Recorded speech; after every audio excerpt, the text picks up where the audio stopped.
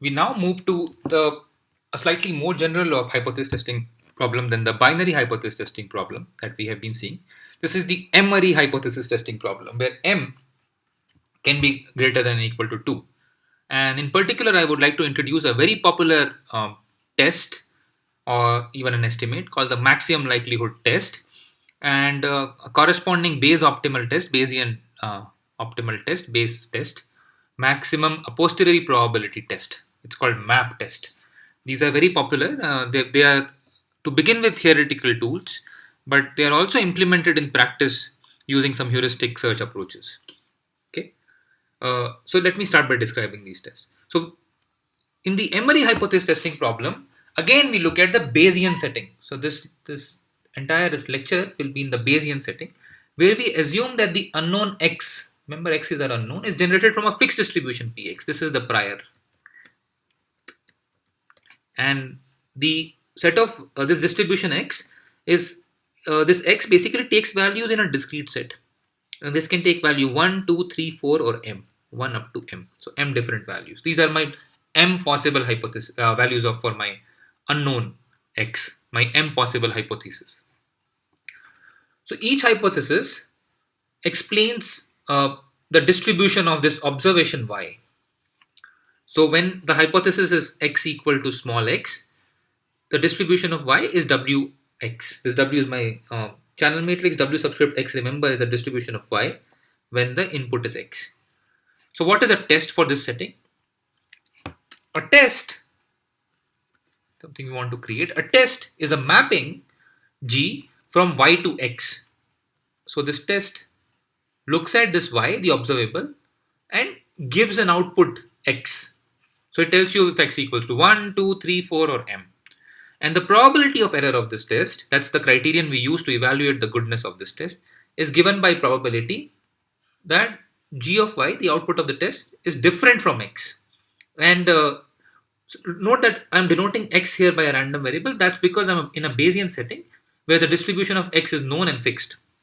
So we can expand this probability of error by total probability formula. It is the average probability of error averaged over distribution of x given x. So what is the probability of error given x? Well, given x, the probability with which an observation y occurs is w of y given x. And this can be, this particular observation y will be accounted for in the error if g of y is not equal to x. So we just sum over all those y's for which g of y is not equal to x, but we use the distribution given x to compute this probability. So this is basically the probability of error that G has, maybe. So probability of error given that x equals to x, and this is for G. What's the probability of error for G given x equals to x? So we denote this particular average probability of error by PE of G given Px, and let PE star Px denote the minimum probability of error when the minimum is over all possible tests G. Okay, so G is a test which looks at y outputs x. Probability of error is the probability that g of y is not equal to x.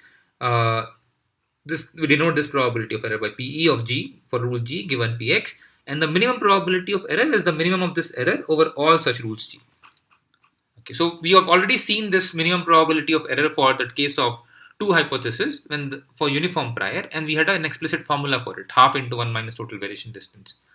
Now we defined a similar quantity for the M-ary hypothesis testing problem, and we want to examine what kind of tests attain it. So when Px is uniform, when all hypotheses have equal probability, what we saw for the case x equal to 2 was that log likelihood ratio tests, LLRT, okay, this one, log likelihood ratio test, are optimal. Okay, so these are optimal. So what was the log likelihood ratio test which attains this half into 1 minus total variation distance? This one is very simple. If the log likelihood ratio exceeds 0, then you declare 0, and if it's less than 0, then you declare 1. Okay, this is a compact representation of this rule. So we can interpret this test as follows: g of y is that x between 0 and 1 which maximizes the probability of y given x. Okay, but since log is a monotone function, you can also ask to maximize the probability, log of probability. Okay.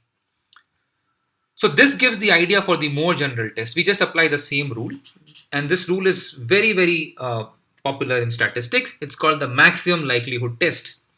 Okay, this is a frequentist, so-called frequentist idea, but in this course we won't distinguish between these terminologies, Bayesians, frequentists. You can look up about these things online. Okay, so this test is much more general, and it's called the maximum likelihood test. What does it do? It declares, given a y, it declares that x which is under which the log of probability y given x is maximized. So which x maximizes this probability? That's my estimate of the unknown x. Okay. By the way, this problem is easy to state mathematically, but when you implement it in practice, this may turn out to be a very difficult optimization problem to find out that x which maximizes the log of this probability. And that is basically a lot of work has gone into making these maximum likelihood tests practical for different kind of problems, for different w's here. Okay. Now this was a suggested answer for a uniform x. What do we do for a general px? So this answer, this maximum, the x which maximizes the probability of y given x, doesn't take into account the probability distribution of x. So what do we do in general? In general, we can consider a natural generalization of the previous test, natural generalization of the ML test, the maximum likelihood test, where we discount. So where we discount this log wxy. This is called the score of x for y. So this is the score function. This is called the score function sometimes. So we discount this with some lambda x. Okay, this lambda x is a discount for this probability x. Lambda is often called a regularizer. Okay, you may have heard this phrase regularizer, used quite a bit in machine learning kind of applications. Okay, but it's a terminology from statistics. So this regularizer, so we had this score function for maximum likelihood test. Now we have introduced this minus lambda x as a regularizer, and its job is to make the test favor certain hypothesis. Certain class of hypothesis, x naught in x. This is just a high level description of what a regularizer can do.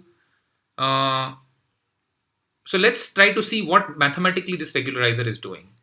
So if you look at this function log of wxy minus lambda x, you can express it as log of 2 to the power minus lambda of x wxy. You can just take this inside. Remember, all our logs in this course are to the base 2. Where this 2 to the power minus lambda x is some number between 0 and 1.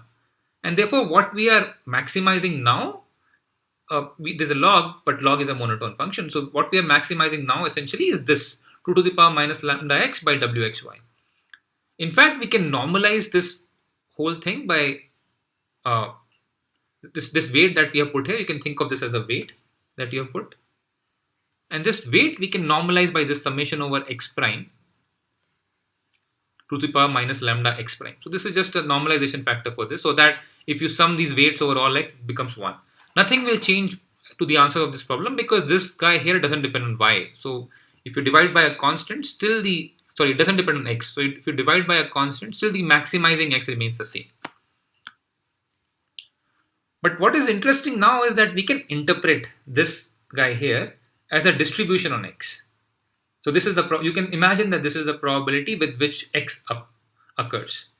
And a natural choice, so we can choose any regularizer here, but a natural choice is px, the probability that we know to begin with, that probability with which x occurs. And for this probability, what happens, so for this particular probability, this function here, the one we have been looking at, is wy given x times some 2 to the power minus lambda x by this way. This will be just px wy given x, but that's exactly equal to pxy of xy, the joint probability. And you can write it as in this form as well, p of x given y times pyy. Okay, this is just base rule. So this product here can be written as p of x given times py. Okay.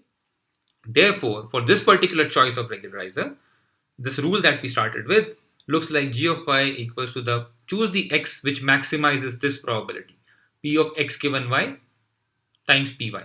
But this py doesn't depend on x, and it can come out of this optimization problem, and what remains is just this.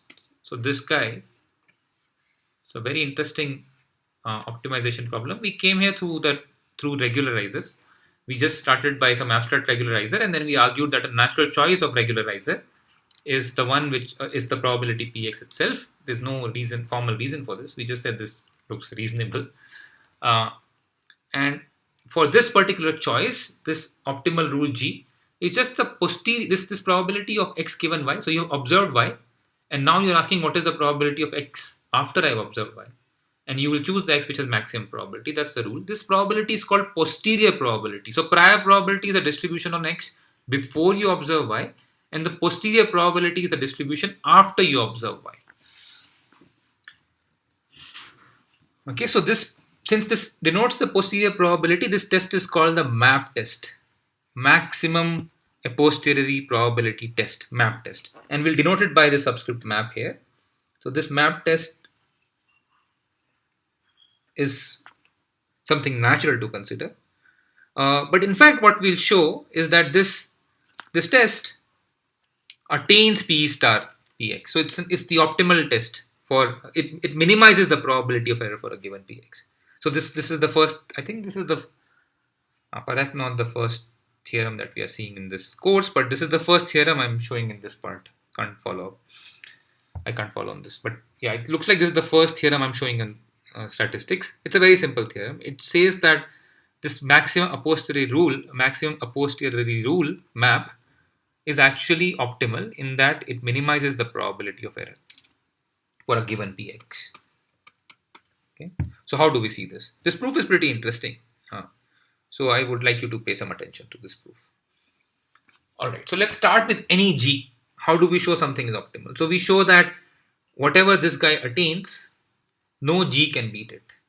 Okay, or alternatively, we can show that performance of any G can be improved by this thing. That's what we will show, and therefore this thing has the best performance. Alright, so how do we show this? Start with any decision rule G. The probability of error for a given G is probability that Gy is not equal to x. This is the probability of error for a given G. Error for G. This G is some arbitrary G that we have started with.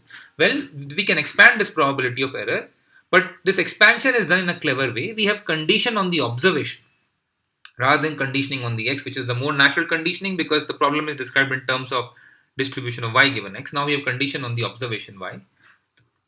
And this probability then becomes the posterior probability calculation, probability given y. So this looks like this. Okay, it looks like this. Average probability given y. Okay, so I'm just sorry, I just missed a summation here. Okay. All right, so this is fine, no big deal. Now this is equality here. This next so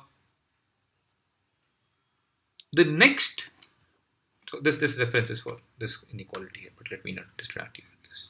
Okay, so this next inequality is very simple. Given y, you can always minimize over a g. By the way, I can minimize over a g given y because I'm allowed to use y in my function g.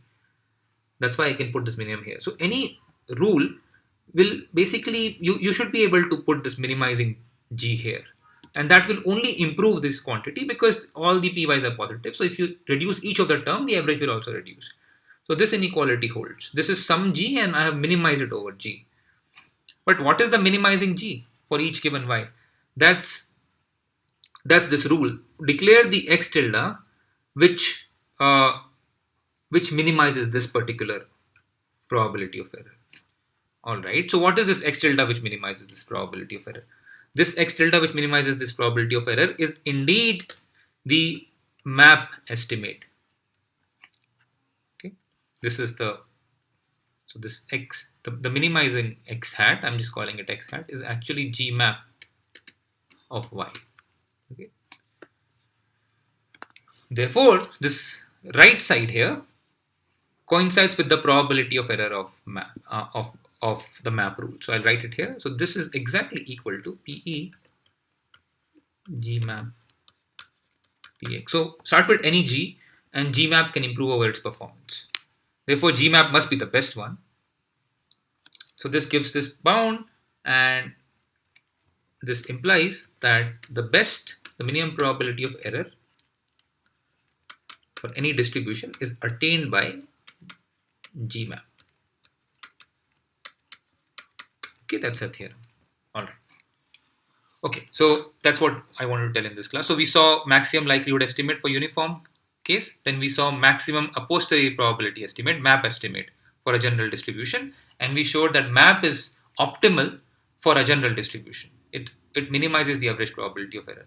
One final observation, a simple observation that I want you to go with is that for the case where PX is uniform, this MAP coincides with the maximum likelihood test.